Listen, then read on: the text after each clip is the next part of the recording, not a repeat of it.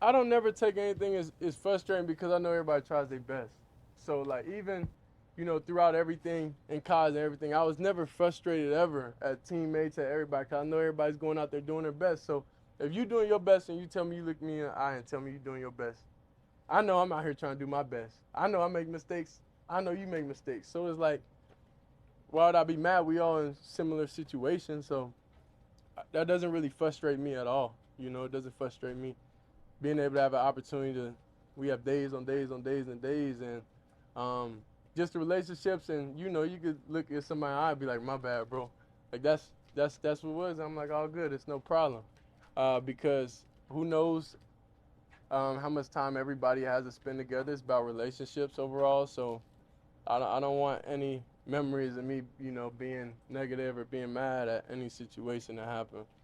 That was Shedeur Sanders' response to him having a not so great red zone period. And really, as it seems like he hasn't really been getting a fair shot when it comes to overall training camp. He's had no first team reps, obviously in OTAs, and then you come into the training camp where he seemingly has no team reps again after Dylan Gabriel, Joe Flacco, and everybody else gets reps. Shedeur Sanders is not even throwing to wide receivers; he's throwing to equipment guys. It's a little bit ridiculous, and a lot of people have recognized that. And the fact that Shedeur Sanders is able to not just get frustrated, but be able to recognize what's happening and take things to the next level. So again, he was asked about some red zone work in which it didn't look good, and it's crazy. It's crazy when even Mary Kay Cabot, the biggest Shedeur hater, has something positive to say. Now, there's no video for this, but Shedeur Sanders, this is what Mary Kay tweeted now. So, hey, I don't know. I still don't trust you, Mary Kay.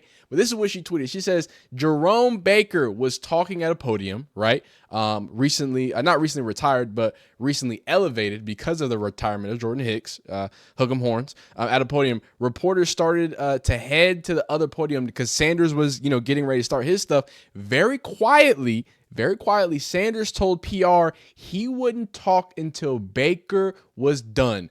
And as Mary Kay can't even say that. That's a cool move.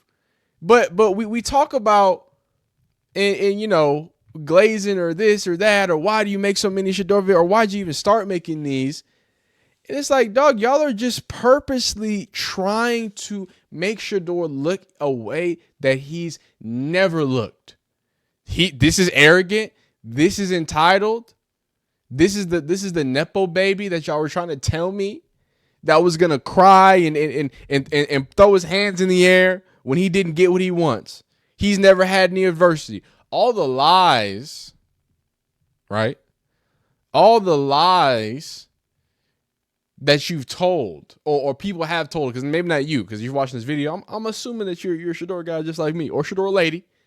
Shout out to the CU aunties. Y'all know how y'all get down. Okay. So it was never gonna work, right? It was never gonna fool most people who have already watched years of him in the media. This is no surprise to me. I hate saying this, but go watch the videos from a year ago. Go watch the post-game Nebraska video when people tried to frame that crazy, and I sat there and I was like, we watched the full interview. We've done it multiple times because people keep trying to bring it up, but y'all don't watch stuff. Y'all got TikTok brains. I think that's what's wrong with y'all. Y'all see clicks and headlines, and AI accounts can write whatever they want, make up whatever. Y'all don't care, right? That's what you're telling me. If you thought Shedeur Sanders was arrogant or whatever, clearly no, whatever media you fell for, or at least wrong media you fell for, whatever propaganda you fell for it. So let's get deeper into it because there's plenty of clips here. He's going to speak about not getting any reps. He's also going to speak about the intense training camp. So we're just going to rapid fire through those, and then I'll get back to yapping. But let me shut my trap here for a second. I would say just learning. Every day, of course, I'm learning different things because I know the opportunity will come. And whenever it comes, I want to be able to know the ins and outs and know the full everything. So I don't want to really make too many mistakes when it's my time. Nice. Next up, this is Shedeur Sanders asked about why he's not getting any reps. I don't think that's it's not my place, you know, to answer, to even be able to give the answer to that. I feel like it's not in my control. So I'm not even gonna think about that or have that even in my thought process of why it is. Like, it's a lot of people that want to have the opportunity to be at this level, and I'm here, and I'm thankful to have the opportunity. So whenever that is, it is. But and I said I was gonna let me let's get to the end of videos. Let me get to the end of it. so Wait. I have to. Sorry, you have context for this. So Mary Kay Cabot apparently asked about the speeding tickets. And this was the response. So I really don't even drive like that much anymore. But I really don't drive fast at all. So I definitely follow the rules, and I hope everybody learn from my situation. You know, that not drive fast at all.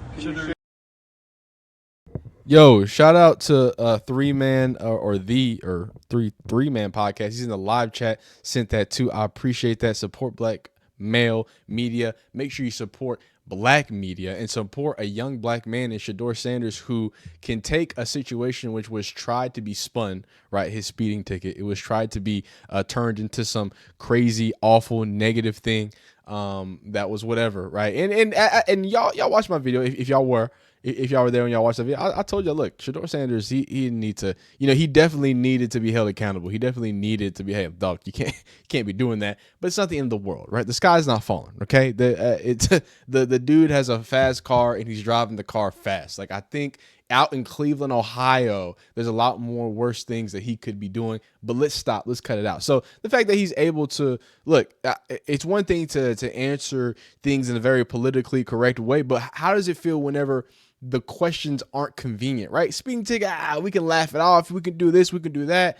Other thing, right? The playing time thing, where it's like, hey, we're talking football. You can have your set of responses for that, but when I start talking about directly coming out personal stuff about, hey, you know, whether it was Mary Kay asking about his dad's health, right? Remember that. That's why Mary Kay, we can't trust you, even though you tweeted that nice thing, you gave us some good intel. I can't, you know what I'm saying? I don't know.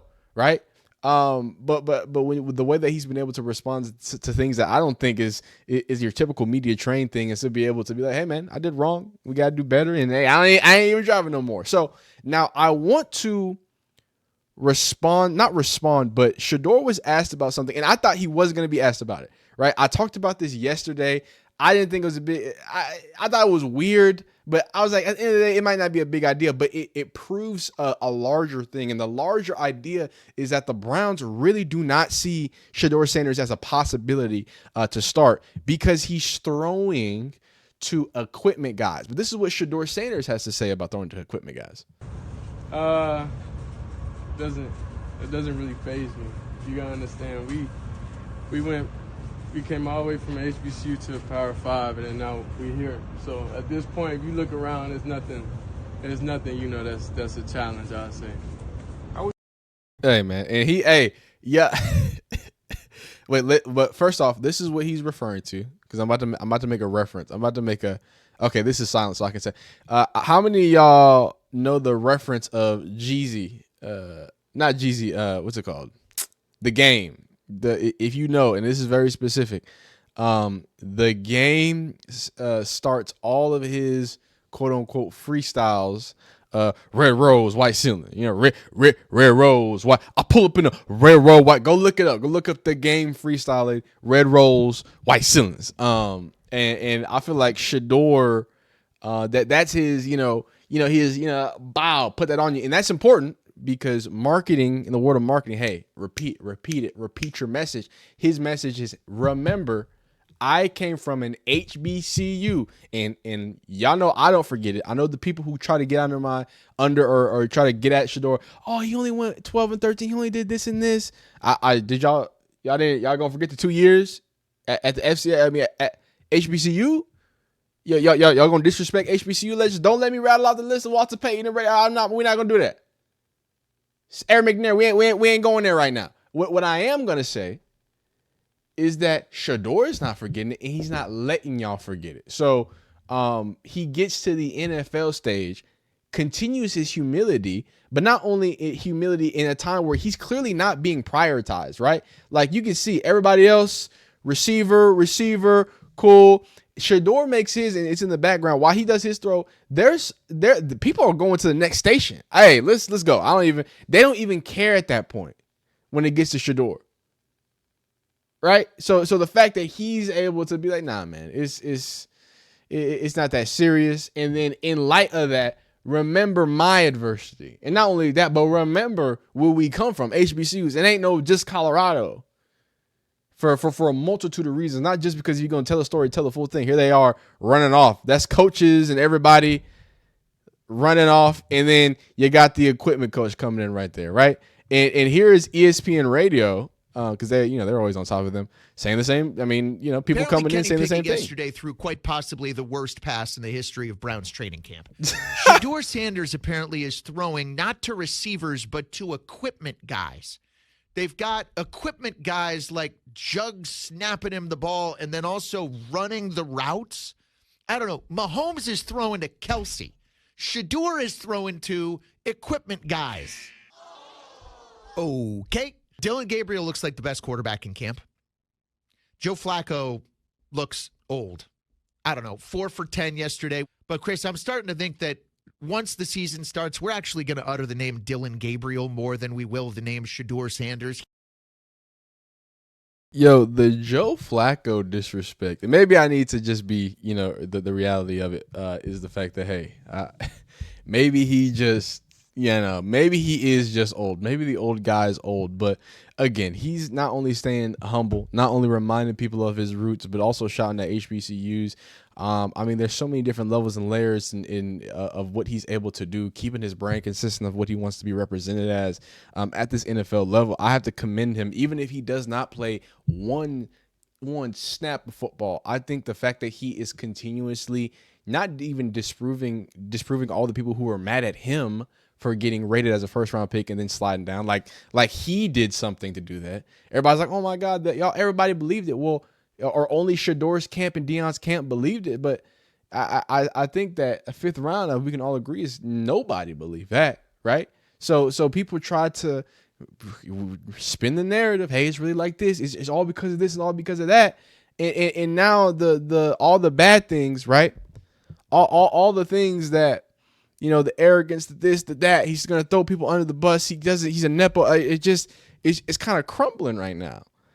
It's all going away. So, I think we got a few more videos. We're gonna speak about his mindset with those minimum reps, and then I want to get back to that video again. Just have a deeper level of understanding, because I know whenever I get my opportunity, I gotta maximize it. So that's something you have to change in the mentality standpoint, and the mental standpoint is okay. I just gotta think about what I could do to get better, even if I'm not getting reps, and it's no problem. No problem. And again, that's just the consistency that he's been able to have with that messaging here. And we were talking about this one up here, and again, the fact that he's like, and I talked about it, and I'm happy that I brought this back up because I speak about this a lot with Shiloh, and I'm like, man, every time we see clips of Shiloh out there and Travis Hunter, right? Every time we see clips of them, it's like, dog, they just love the game of football. Like, they're smiling, they're dancing. I know people might call it corny for Travis Hunter, but they're smiling, they're intense, they're really like, they look like they just enjoy playing the game of football, right? And a lot of people speak about this idea of like, how do you find somebody who really loves football, like really lives and breathes football, right? And the fact that that's what I get from this video. I get someone who's enjoying the process, who's like, for as much as, and again, this is less of a serious thing and more of I just think y'all mischaracterize him. This is a little kid, he's not a little kid. It's a little kid who just completed his dream. I know he's got a few more steps left, but by all means, he got drafted in the NFL. He is at an NFL training camp right now. He belongs to an NFL team. He's employed and gets paid from an NFL organization at right side. If nothing else happens, he has made it to the NFL. Now, what happens next, the next level, obviously we'll see. But I think that I see that with the smile in his answer, and I'll just let it play. I'm not gonna let it. You ain't gonna yap over me, but you know, it's a smile. He's talking about not getting first team reps, and I'm over here making videos about, oh man, this is bad and that's bad, and he's over here like, dog, I'm just enjoying learning new people. I'm just enjoying. Look at that smile, like. Dog, I'm in the NFL right now, and I'm getting something that I've always dreamed of. I always thought was the goal, and now we're doing it. Now it's happening. So why would I feel bad? That's beautiful. That's amazing. I think a lot of people, you know, if you have that type of mindset for just life and in general different things. I mean, you know how Deion Sanders get. That boy be writing.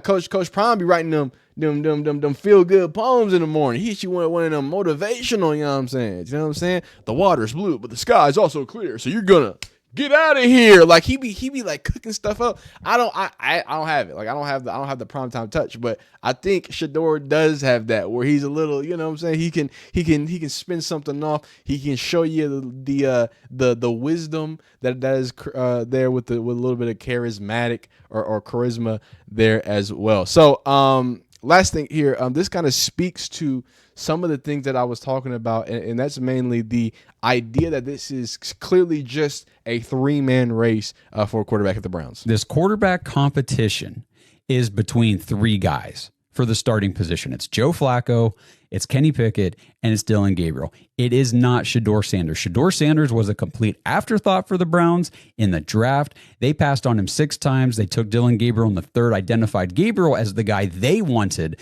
to bring into their offensive system and develop. Shedeur Sanders just happened to be there in the 5th round. The Browns were perfectly fine with any other team taking him. It just got to a point where the value was too good for them to pass up, and their analytics said you better just go ahead and get this guy. He's a quarterback. He's got first-round pedigree, blah, blah, blah. So they drafted him. But make no mistake, Shedeur Sanders is the last guy on the quarterback depth chart for the Browns. That's not me saying that's how I feel like it should be. That's not me saying I think they're doing the right thing or the wrong. I'm just saying you need to understand Shedeur Sanders is not a priority for the Browns right now in training camp. They're trying to figure out who's going to be the week 1 starter, how this quarterback depth chart is going to shake out, and that competition, like I have said multiple times here, is between Joe Flacco, Kenny Pickett, and Dylan Gabriel. And like, you know, the ESPN media alluded to, apparently Joe Flacco is looking a little too old to be competing in that. And I want to stress that it's not Shedeur's fault. I think a lot of more people, some people gained, like Shedeur just keeps gaining fans. This is my last thing I'm gonna say because I'm here live. I got my wonderful live chat. I need to respond to some of their comments. So to end this off, I'm gonna say this. It feels like Shedeur Sanders is trying to be victimized at almost each step or getting a bad end of the deal. And what's happening is someone who, in fact, is a nepotism baby, right? But that's not that's not a negative thing, but just by definition, right? His son's, he's got to have certain advantages to get certain NFL things, right?